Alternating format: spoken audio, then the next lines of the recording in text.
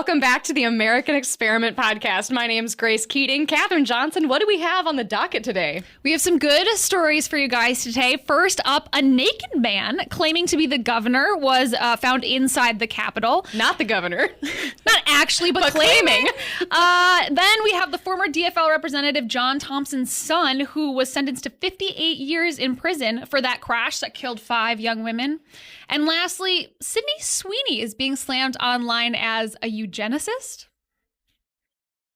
Sounds weird. Sounds untruthful. It may be. It may be untruthful.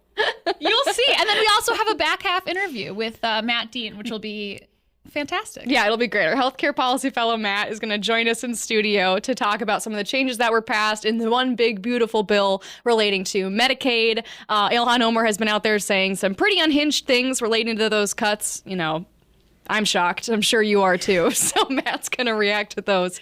And it's going to be great. Should we jump right on into Naked Man at the Capitol? Yeah, before we get to Naked Man, I feel like our viewing audience could notice that I have an injury. Oh, no. I have hurt myself. I have a Band-Aid on my finger. What happened? I almost cut my finger off yesterday. Oh, my gosh. Cutting? Okay, well, here's the long story short. You know, I just got married recently, and you can put together a registry of like the gifts that, you know, it'd be great if people got you.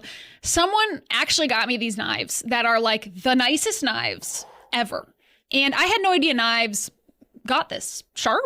Oh, even like I've gotten all my knives from Target previously. I hate the buildup of this story. I hate blood, and I already hate where this is going. But like, did you get knives on your wedding registry? Yeah, I got a set of steak knives, I think. Yeah. Okay. The problem is these are like some choppers, and so I'm doing like cucumbers or something, and they're so sharp. It's like this German brand that I can't even pronounce. They just like slid right through the top of my fingernail and finger. No, literally no, nothing to stop it. It was no problem. Like I was just cutting off another cucumber slice. It was awful. Do you still have the top of your finger? No, I threw it away. What is under? Do you have a stump now? What do you No, it's not that bad. 7/8 of a finger right now. It's not that bad. It's like mostly nail. Oh my I would gosh. say. That's good. Which nail comes back anyway, so I think I'll be fine. But like, it was really a bit startling. My condolences. Yeah, so that's why I'm bandaged, in case anyone was wondering online. But now I think we can jump into Naked Man. I'm really glad we should, because I'm getting boozy. I'm sorry for making everyone talking queasy about this. Our audience is probably made of sterner stuff than I am, so I'm sure you guys were okay, but... Yeah, you guys didn't even have to be there. It was just a cucumber and bloodbath. I'm sorry, I'm done. Okay. Unhinged. Grace, take us to the first story. In case you missed this, a naked man entered the Minnesota Capitol 3 times over the weekend in a span of like 12 hours. It took 3 separate occurrences for him to get taken into custody, it seems like. One question I still have. Was he naked all 3 times? No. I know the answer to that. The really? answer is no. Well, they say at least one time he was naked. I think the other 2 times he may not have been. My favorite aspect of the story, and I'm reading this from WCCO. So 11:30 p.m. Friday, Capitol security was alerted through an alarm system that a man was in the Capitol after hours. And when found, he was naked and nonviolent. And it was quickly determined that he needed a mental health evaluation. Sure. They say later in the article, quote, "There are no indications at this time that the man broke into the Capitol." Wait. I'm just going to remind us all. So 11:30 p.m. Friday, the man is found inside the Capitol. And yet they're saying he never broke in. Was it unlocked? I don't get... The Capitol is a weird building because it's kind of like... You can just go in and out, and no other government building is really like that, I don't think. Like, if you have to go to court or whatever, or I had to go to the Social Security office recently to do my name change, and I was fully, like, they looked in every little baggie in my purse, which, of course, got me made fun of by the guards. He's like, "Whoa, you're prepared for any medical emergency." I'm like, yes, I am. Thank you. Can you just give me my Social Security card? Like, every single bag in my purse, I have my work bag. I'm like, this will take hours. So anyway, my point being, why at the Capitol is it that there's nothing? You can mostly just walk on in at any hour, it seems, even at 11:30. But if they 11:30, concluded that he was breaking in, or wasn't breaking in, but it was locked, and yet was there. Oh yeah, and this poor guy. I mean, he's sitting inside the Senate chamber, buck naked at 11:30 p.m. I don't know what you were doing Friday night. It was nowhere near crazy enough, as crazy as this guy's Friday night. Making, among other remarks, statements indicating that he was the governor.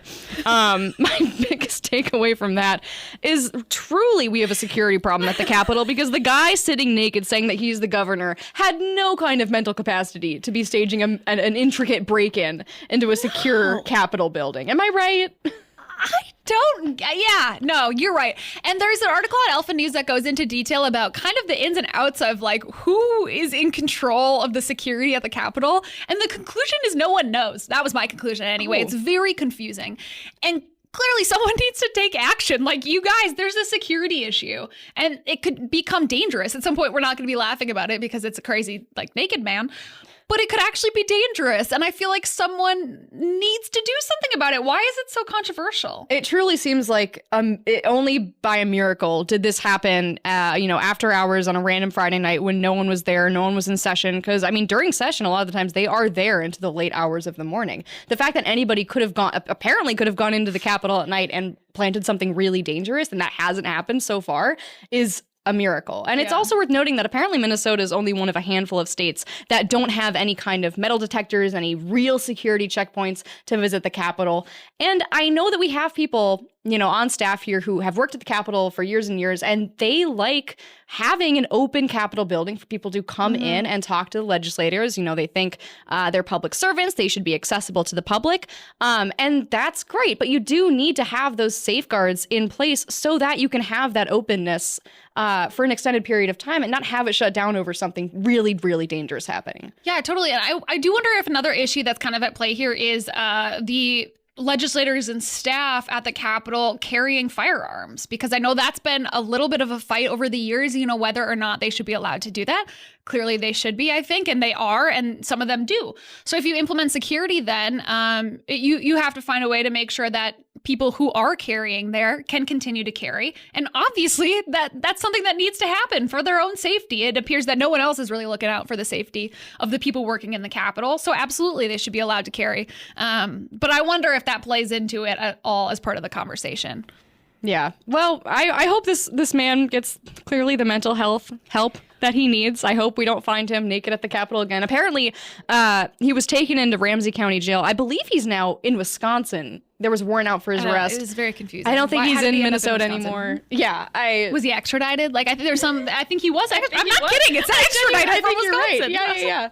So we'll see what happens with him. It's just, it has been a tough couple of weeks for Walz amongst the crazies. If you think of this naked man claiming to be him, Governor Walz, and then also Bolter claiming he was directly acting on behalf of Governor Walz.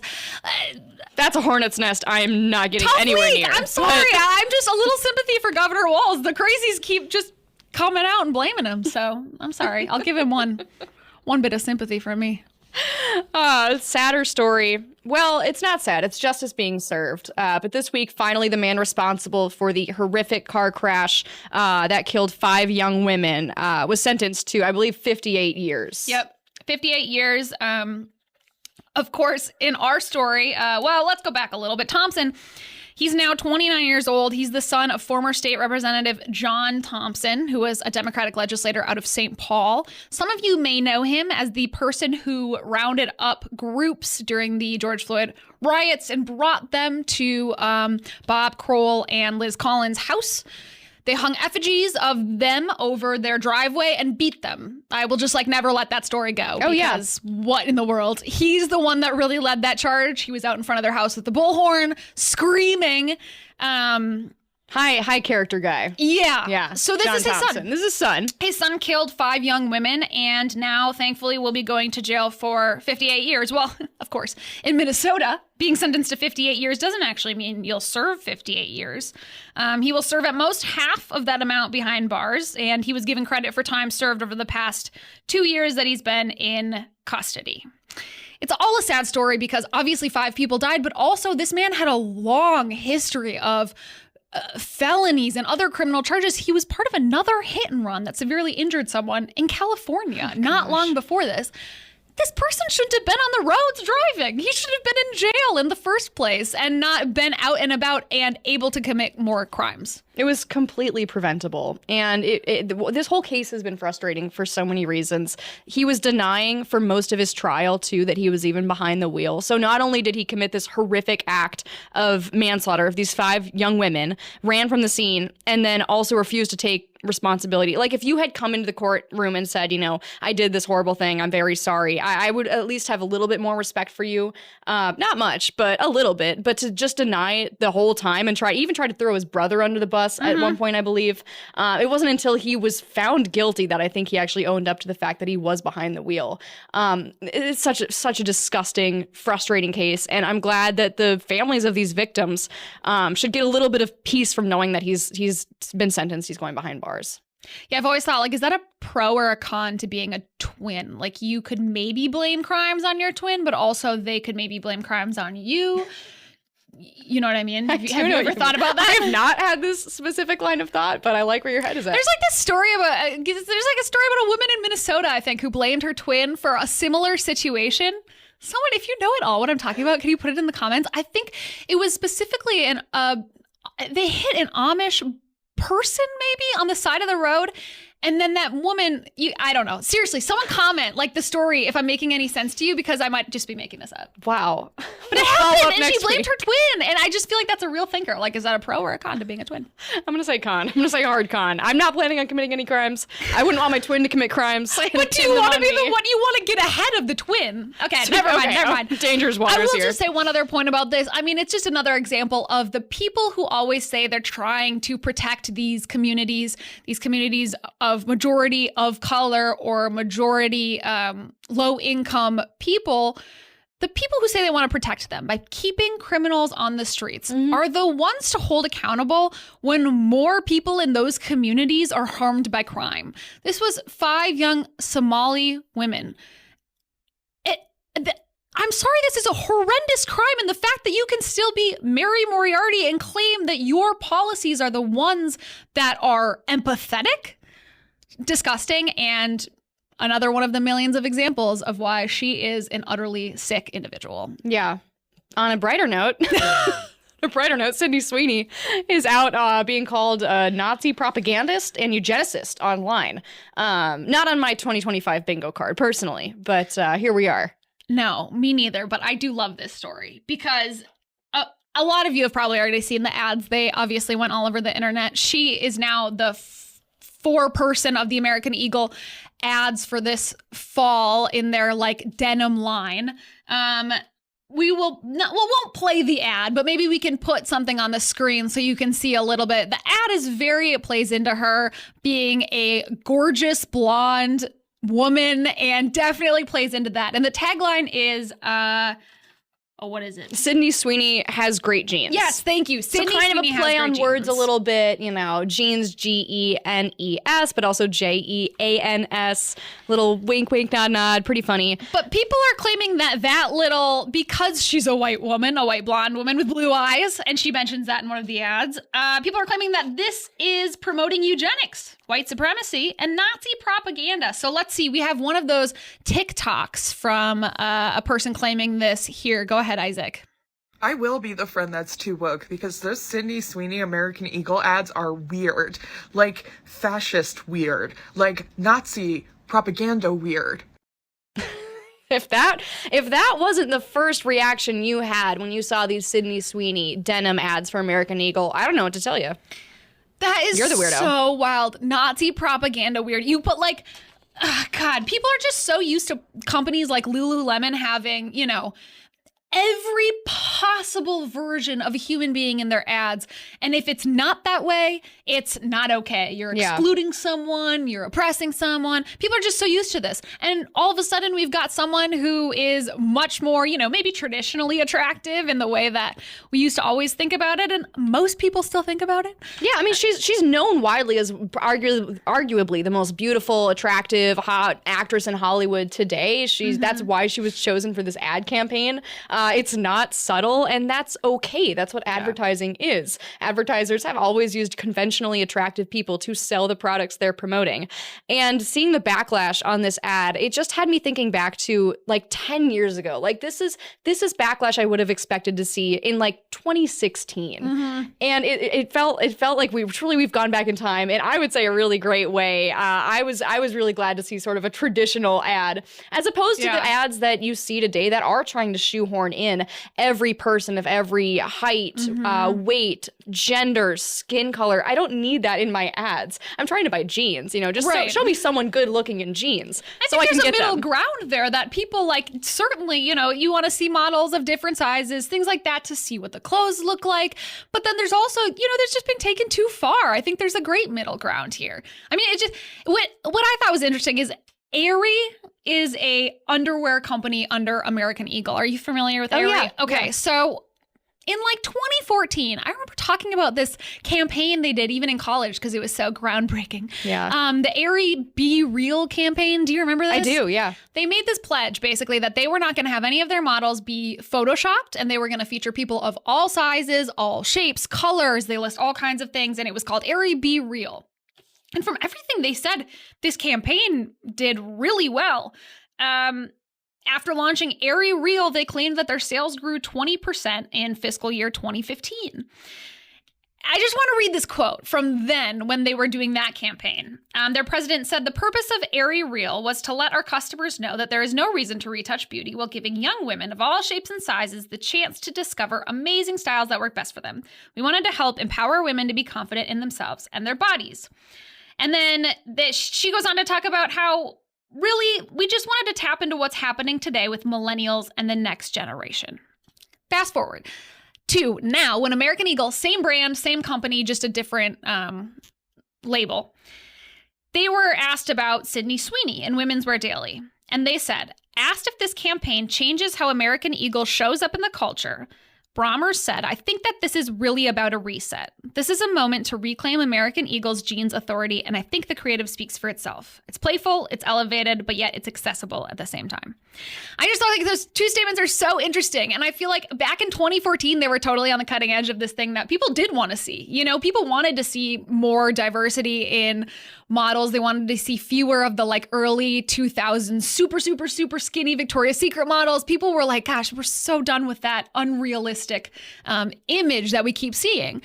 And now 2025, it's like we're back and we've gone too far. And I think American Eagle is, again, kind of on the cutting edge of that. Like, this is where we're headed as a culture, and I'm glad to see it. Yeah, it's interesting, too, because back in, 2014-ish, when they were running that earlier, Be Real campaign, I was a big liberal. I was totally in line with everything they were saying, like body positivity, put everyone in all of your ads all the time. And yet I didn't shop at Aerie. I shopped at Victoria's Secret because that was the line that was made. This is my perception as a high school girl. Oh, that's the line that's made for like good looking women. Yeah. So I'm going to go shop there. And it's interesting that even someone who that marketing was supposedly targeted at wasn't buying their clothes at that time. It'll be interesting to see how this impacts, the image of their brand. Plus this idea that like these brands have to be in the game for some sort of bigger societal change, as if their ad campaigns are all so monumental. They're all changing how we see things completely as a society. Companies will never have that outlook. Companies will always be capitalist and just want to sell more clothing. And so the idea as consumers that we should expect, from our companies that they have this amazing kind of like better for society view on the way they do their advertising is so silly. And I think we're all kind of over that element too, realizing, look, they just want to sell clothes. Just sell me some jeans. Yeah, exactly. That's what they're supposed to do. Yeah, I was really glad to see that they haven't responded, at least directly, to this campaign, especially with regards to like the eugenicist, Nazi, weird gene propaganda angle. Because once you respond to criticisms like that, you're giving those claims a level of legitimacy. If Aerie and American Eagle not Aerie, American Eagle, if they just move on and ignore all of these ridiculous accusations being hurled at at them.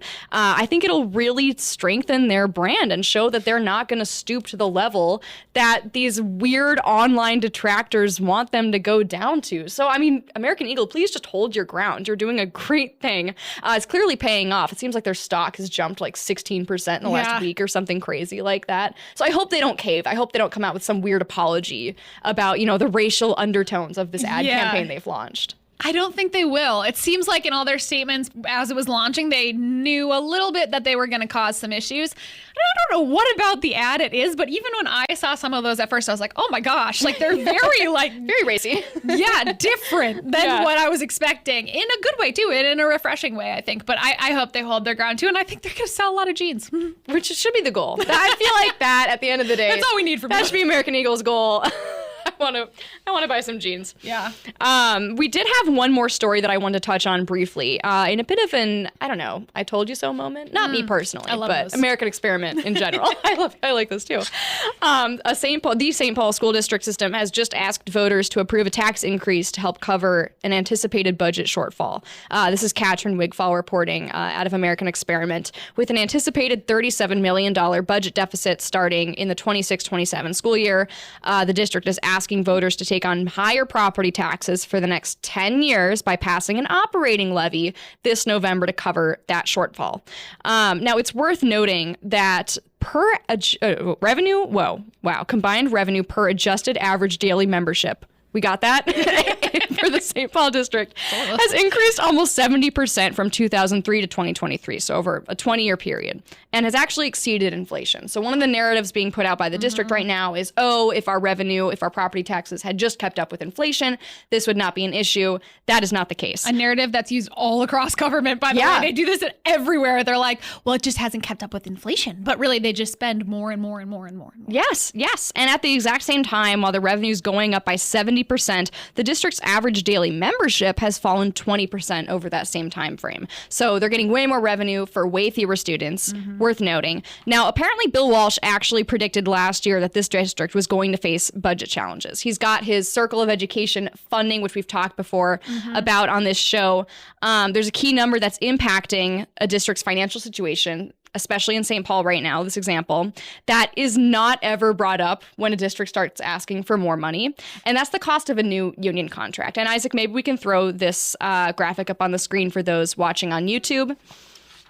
Basically, the circle starts off with the Minnesota legislature, and this happens, I feel like, every year in several districts across the state. They go to the legislature and they ask to increase their K-12 education funding. This happened in 2024. St. Paul got $56 million in new funding. Step 2 on this chart, as you'll remember, is the collective bargaining contract that the district and the union agree on. This is salaries for teachers. And key to step 2 is that the teachers know how much money the districts are now getting from the government. Yep. So they know how much more money the district has, and they demand usually all or most of it. In this case, I think they demanded more of what they were given from the government. Yeah, double, literally double. Yeah. In St. Paul's case, Kathryn writes, around $112 million of new funding was needed just to cover what the union was pushing for in this new bargaining contract. So, of course, now the district can't afford the contract that it passed. It can't afford to pay the teachers what it just agreed to. And so now we have to cut, the arts program. We have to cut the number of hours of extracurriculars or whatever. Every child will have to walk to school with no shoes on. Uphill both ways. Yeah, and that's the cycle, and it just resets. So they send the kids home. I remember, this has been going on forever because I remember going home in like my Friday folder, something that said, if you don't vote for the levy, your kid's playground's going to get yanked out. And they're going to, they like go through this whole thing of the things they'll have to cut. And I remember at a young age being like, Mom, Dad, this is really important. My teachers told me this is really important. And my dad having to sit down with me and explain to me like exactly what was going on here and how this is not really the decision. They're trying to fool you about what they have to cut. The decision's much more complicated than that and goes back to the union salaries. And that's the problem, it's fundamentally dishonest. It's misrepresenting what how funding works in these districts. And people have a very short memory, unfortunately. I mean, I'm not going to remember every single headline I see. And Kathryn did. Props to Kathryn at American Experiment for seeing this and remembering that they had just signed this, crazy new expensive bargaining contract. And that Bill Walsh had called it a year ago saying, hey, they can't afford this. Yeah. They're going to have to start cutting stuff. And then the next year, they're going to go back to the legislature and ask for more funding. And it's just going to keep going. Yeah, and the problem is the teachers are demand what the teachers demand in the union contract, and what are you going to do with no teachers? I mean, it's a difficult situation. So. And visibility wise, I mean, paying teachers more is such a widely popular issue. It's really hard politically to argue against that. Yeah. And it feels so And you snaky. can say teachers deserve to get paid more over and over and over, but it won't put the amount of money in the budget that's needed to pay for those teachers. Yeah. The money's not there. The teachers can't get paid more, and that's the problem. Yeah. Well, I think that's all we've got this week. Should we kick things over to Matt Dean, Yeah, healthcare everyone expert? just keep me in your thoughts and prayers for my finger, if you would. Please comment if you never want to hear a finger slicing story on this podcast again. Okay, well, pray that I don't slice my finger off ever again. We'll kick things over to Matt Dean now. Remember, as always, to like, share, comment, subscribe. Do all the things to help us reach more people. Yes, please, absolutely. And thank you guys. Thank you to everyone who watches and listens. Every week we watch the numbers go up, and it's an honor to have you guys listen and watch along with us and follow the craziness going on in Minnesota. We'll see you all next week. American Experiment is supported by thousands of individuals like you. To join the movement, go to www.americanexperiment.org and click the yellow donate button. From all of us here, thank you. Welcome back. Kathryn and I are here today with Matt Dean, our healthcare policy fellow here at American Experiment, and also the former majority leader of the Minnesota House of Representatives. Matt, thanks for coming back on the pod. Thanks for having me. Yeah, it's good to be back. Very important person, Matt. I almost called you Matt Walsh in our intro in the first half. Very different. Can't grow a beard. I can't grow a beard. That's the key difference. I also thought that was the key difference. I was going to say, you have some common personality traits. I can't grow the beard. I'm not able to. So Matt, can you give maybe like a 60-second overview of your professional background just for any new listeners we have? Sure. Most recently at the Minnesota legislature, I served for 14 years and did a tour of duty as a majority leader. And also I chaired the Health and Human Services Finance Committee for a couple terms. And so I spent a lot of time focusing on people who need the help from the government. And I focused a lot on delivery of services so that people who actually need help, people with disabilities, the elderly, lots of different folks that require the government to actually live every day and to live better. And now we're having to look at priorities to try to deliver these services to the people who actually need them. And that's why I really like what's going on at American Experiment, because we say, we know as Minnesotans, we want to take care of people who need help, and that's part of what we should do. But we're wasting all kinds of money on the one hand, and on the other hand, people who really need these services aren't getting them, and it's not fair. Yeah.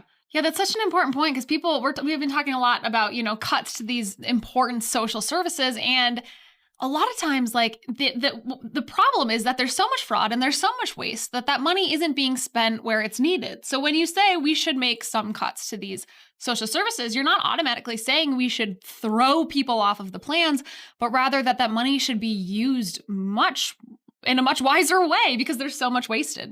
Yeah, and that's kind of the theme of our conversation with you today, is talking about all the fraud and waste and abuse and the ways Republicans at the national and at the state level are trying to cut back on all of those issues so that the money can go to those people who actually need those services. We just heard in the last week or so that Minnesota's fraud count under the Walz administration has officially surpassed $1 billion. I'm reading from... like little confetti poppers, like, Yeah. woo! We're number one. Yay. I'm reading from KSTP. Medicaid reimbursements for specifically the federal Housing Stabilization Services program have exceeded $100 million. This is one example of crazy fraud and waste just in Minnesota.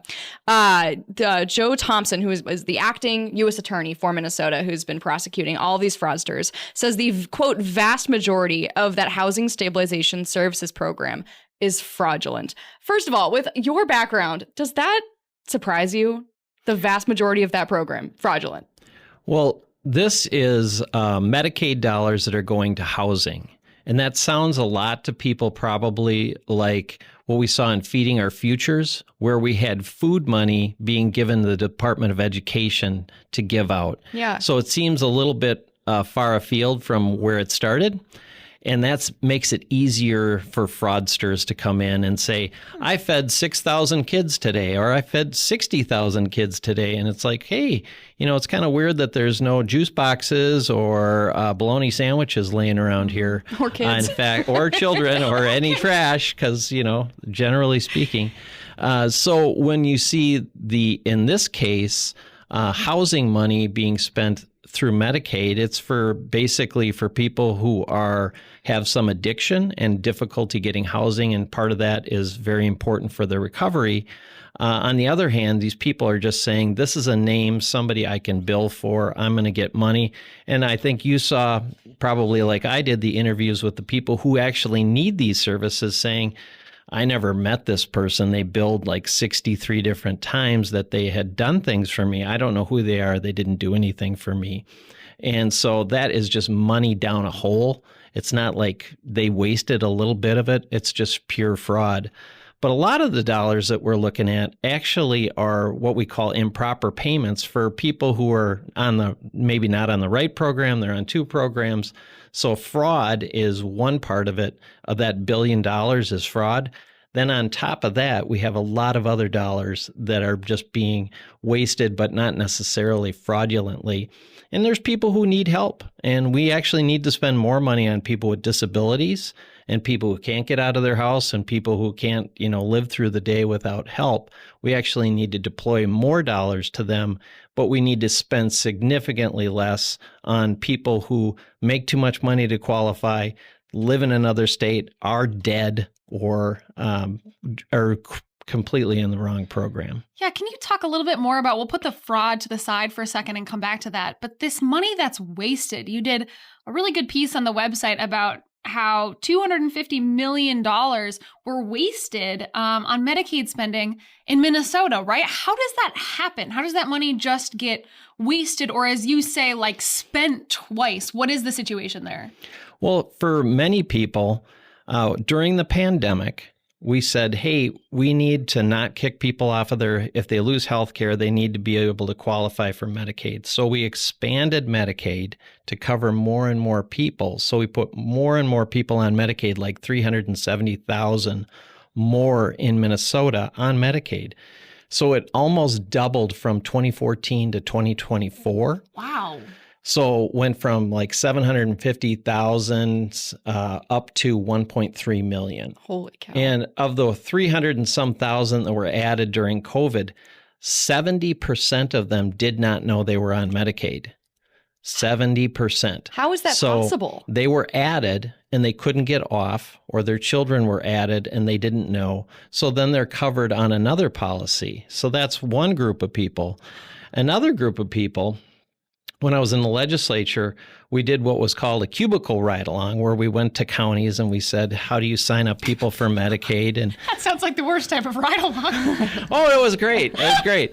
These big-hearted, they're all, I don't want to generalize, but every single person I met who did this was a woman. Mm-hmm. And the big-hearted, kind of grandma types are all in the counties all over, and they know a lot of the people they serve. But because of that, they're a really good source to say, hey, where are we wasting money? And she, one of these women said to me, and Matt, a lot of these people are on more than one program. And I said, you've got to be kidding me, so then you went right to the source. She knew more than anyone else in the government. So she's like, okay, yeah. And it's like, well, how could that possibly be that you're on more than one program? Then there's people who are in Minnesota. They might move back home to South Dakota or another state, be on a program there, but we don't know that they're gone. So we're still paying the insurance company for them being here on Medicaid.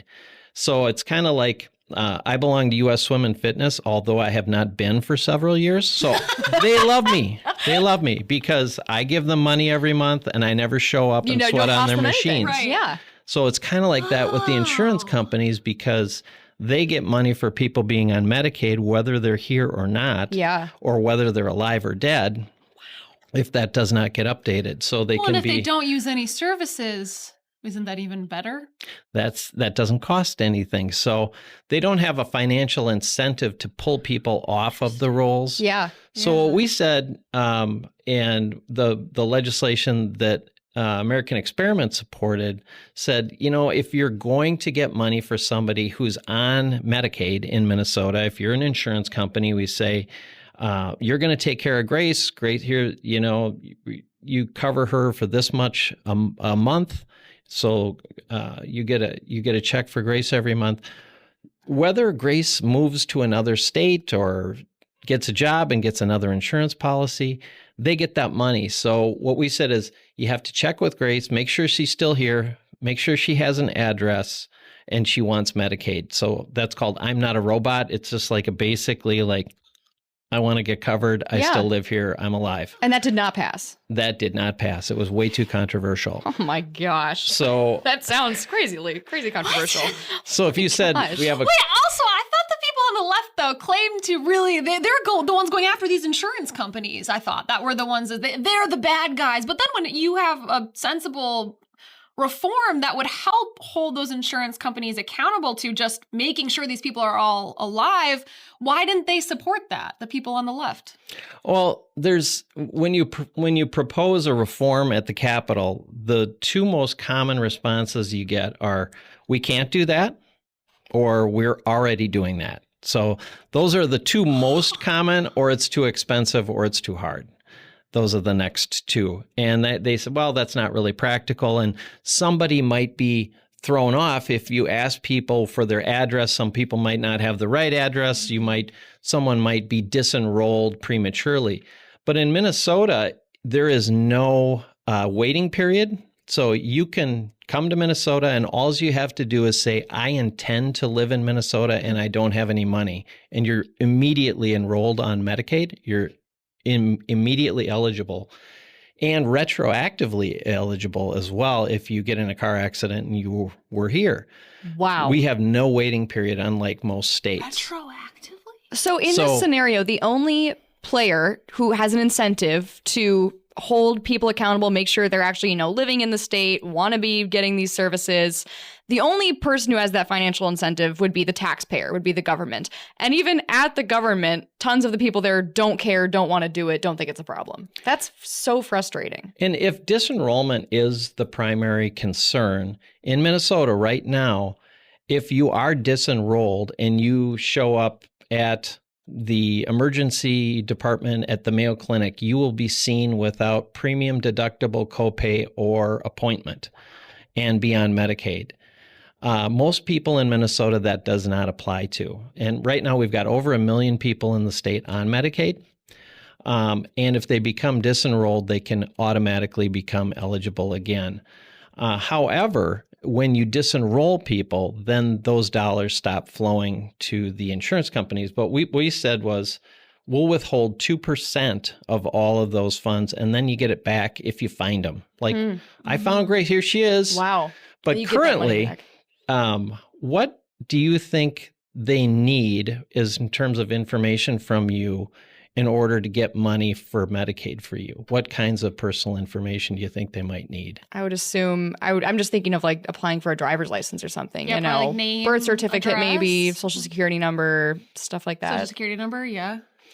They do not need a social security number.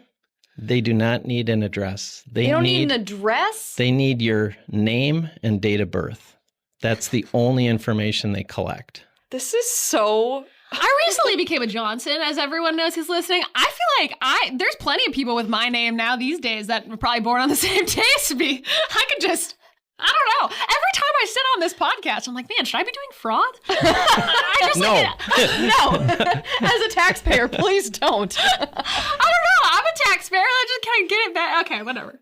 No, the answer is no to fraud. But it seems like that's the problem in Minnesota. Is so many of these problems or programs are built in ways maybe not to encourage fraud or in waste and abuse, but are they leave the door so open for all of these issues.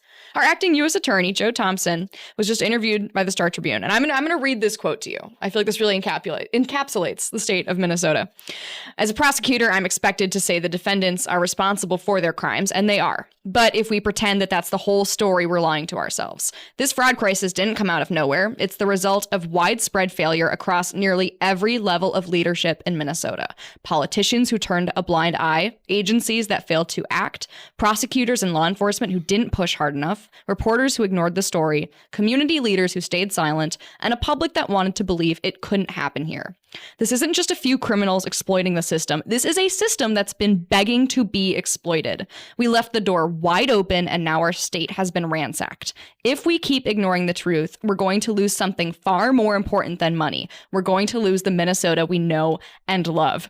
Kind of a dramatic statement to end on. But when we're talking about $1 billion of fraud and then waste and abuse on top of that, do you agree that it's that serious that we could be seriously in danger of losing, our Minnesota if this fraud goes unchecked? Yeah, I mean, to put a point on what he said, and this is the person who finds the bad guys. Right. Who actually exploit the system. They look at this. And it was, I forget the bank robber, they asked him, Sutton, I think, why do you rob banks? And he said, that's because that's where the money is. Right now, Medicaid is where the money is. And it's so much easier to steal $1 million worth of Medicaid money than it is to go into a bank with a gun. Yeah. So that's where the money is right now. Yeah. And we have no accountability for the taxpayer that actually says, how are you spending my money? But actually, the people who are getting harmed the most are the people with disabilities, the people who actually rely on this money, because they don't have it easy. On a good day, they don't have it easy. When they get services, their day is not a good day. But when you're taking services away from them, when the greedy are getting in front of the needy, that's where we have the first problem. And that's what we got to attack this thing on. It's like, whether you're a Republican, whether you're a Democrat, you want to make sure that our money is spent well. We're compassionate people. We got awesome healthcare providers in the state, but the people who need it can't get it. And the way we pay for it is crazy. So we have to make that more fair. And I think that's something that people should be able to get behind. And it's something that we're trying to push with like bills like I'm Not a Robot that says, hey, before you give somebody tens of thousands of dollars a year in healthcare services on their behalf, let's make sure that they're alive, they live here, and they want to be on Medicaid.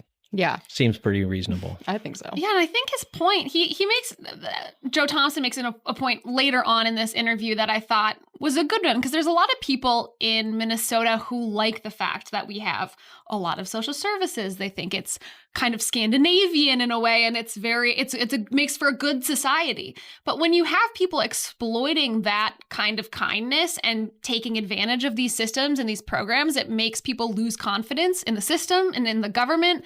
And that is how you end up having a really low trust society and a low trust state. And that can really hurt the fabric of a community, So I don't think he's even being dramatic by saying this is really detrimental. It's not just a money issue. It's not just that taxpayer money is being wasted. That's a huge part of it. But it's also this loss of trust that can create serious issues for a society. Yeah. And if these programs, which are well-intentioned, they're designed to serve a population that needs our help, I think it's frustrating to see their names in headlines like this, because you get this perception then at the public level of, that's a very fraudulent program. There's a lot of criminals wasting money in that program. And it's sad. I think it's sad to see programs that are designed to help people get kind of a bad rap, because some people are taking advantage of it. And it's not as though, federally, there's 3 million people who are on more than one Medicaid program that shouldn't be. 3 million. Whoa. Okay. So that is just money that's being poured down a rat hole. Right. So you'd think, well, if that much money is being wasted, obviously we're covering all our bases with people who need help. Right. But we've got group homes in Minnesota that somebody would want to be in if you're developmentally disabled, you're handicapped. Those spots aren't available because the people who serve them, the people who work there, they can't pay for them. There's not enough money. There's not enough access. Mm-hmm. So people wait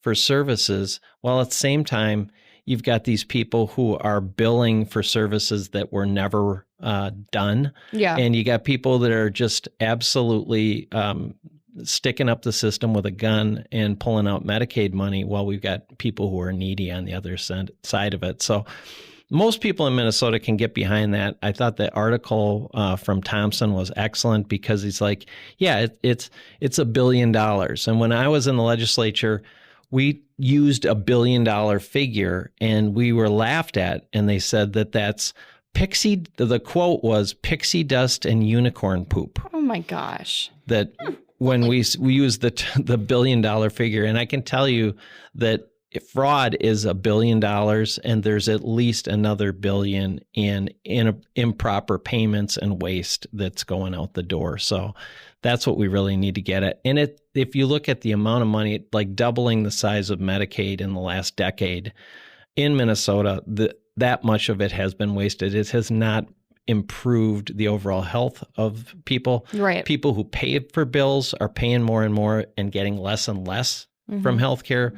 And while other people are paying less and less or nothing and getting more and more in terms of fraud, waste, and abuse. And that's what's got to stop. Yeah. It's been interesting, the timing of this, as we're, uncovering more fraud, waste, and abuse in Minnesota, specifically at the state level. And then at the same time, at the national level, you're seeing this big debate rage on over, the one big beautiful bill and the Medicaid cuts that were involved in that. And you've got people on the left, like, our own Ilhan Omar, kind of going off on these unhinged takes about exactly that argument of, grandma in a wheelchair is going to get pushed off a cliff because of these Medicaid cuts. She said, and I'm quoting here, "Because my Republican colleagues cowered to special interests and their billionaire donors, 17 million Americans will lose their health coverage. This passage could cause 50,000 Americans to die each year because Republicans shamefully voted to kick millions off Medicaid and failed to extend the premium tax credits in the Affordable Care Act." Number one, is any of that true? And number two, are you at all surprised to hear this kind of rhetoric, this very inflammatory and fear-mongering rhetoric at the national level? Well, Representative Omar is not known for her understated Minnesotan That's a nice way of approach putting it. to That was very polite. So when we expanded when we expanded Medicaid in Minnesota, we wanted people who are low-income Minnesotans to join this group of basically disabled people who with disabilities are who Medicaid was designed for. Okay, and very, very low-income people, and that's the basic Medicaid group. But we wanted to expand that to lower and middle income people. So the federal government wanted states to do this. So they said, you pay Medicaid 50 cents by the state and 50 cents by the federal government. Okay. That's how Medicaid mostly gets paid. And what they said was, if you take people who are single adults, very low income, no income, we're going to expand it to them. Okay. We'll pay 90 cents on the dollar. Whoa.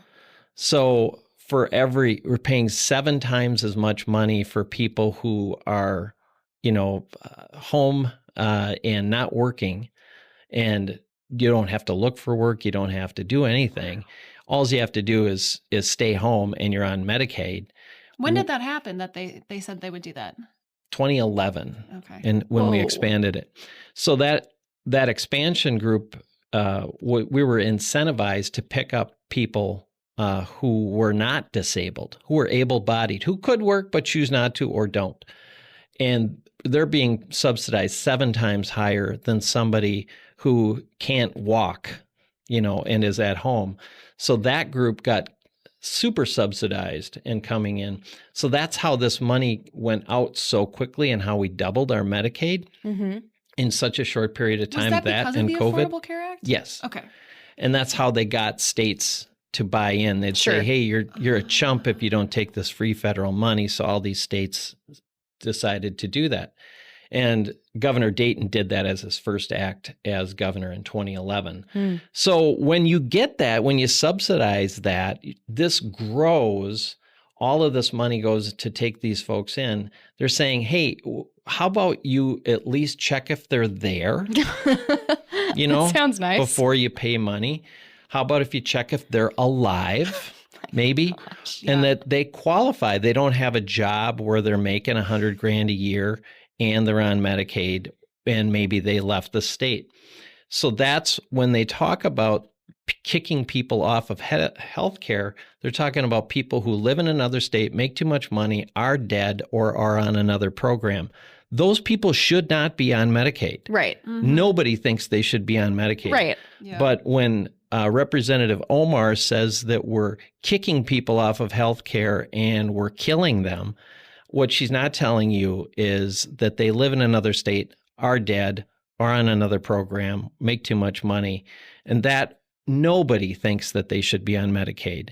And like I said, if you take it back to the people who really need it, they actually need these services. So that's why Representative Omar, in this case, I think might have gone just a tiny bit overboard. Do you think with the she rhetoric. knows how dishonest and misleading that is? I think she's a very political person, and she reacts very politically, and she's on the edge a lot of the time. 2011, would she have voted for the Affordable Care Act? No. Or was she in Minnesota? I think her first term was after that. Her first term, I believe, Okay. was 16, I think. Okay. So she was after that, and she was only one term in the Minnesota House. Your colleague, right? Yes. I'm sure if You she go way remembers back. me, she would pretend not to. That's fine with me. Badge of honor. Yeah, she's on to bigger and better things out there. So, but actually, I think that rhetoric is really harmful. But it's something that I think what we're trying to do is to like say, hey, if you like Medicaid, if you think people who have profound disabilities need this care, which I do, which you do, which most of your neighbors do, that needs to happen. And we want to provide not just good care, but great care. But they're not going to get it if people are just bilking the system and robbing it 5 ways from Sunday. And much of this Medicaid fraud is going on in the Twin Cities, a lot of it in her district. And she seems very uninterested in making sure that those payments are directed towards the people who need them instead of the people who are trying to steal it, very much in the same way as the Feeding Our Future fraud in that same area with a lot of these vendors. We're just basically robbing the state blind because that's where the money is. Yeah. Well, I think that's probably all we have time for today, don't you, Grace? Yeah. Matt, do you have any words of encouragement for our listeners? It's easy to get very doom and gloom about No, things in Minnesota here. I get a little doom and gloom sometimes. Well, we still have the best healthcare in the world, not just in the country, in the world here in Minnesota. And we have, for people with disabilities, this is a great place to live and a great place to be. But that's not going to be there forever if we allow it to be those resources to get stolen. Also, the people providing this care are getting low morale, and they're spread very, very thin. And they had no time for waste, fraud, and abuse also. So if we want to keep the great things that we have in the state, we have to protect it. We have to make it more fair. And we have to say, if you really need these services, we hear you, we see you, we love you. We're going to get you what you need. But if you want to steal from them, we're going to throw you in jail. Yeah, I like that. Love. Endorse. Are you running for anything, Matt? No. Matt, thank you so much for joining us. Can't wait to have you back on again soon. Thanks for having me. As always, guys, remember to like, share, comment, subscribe, do all the things to help us reach more people. That's all we've got time for. We'll see you next week.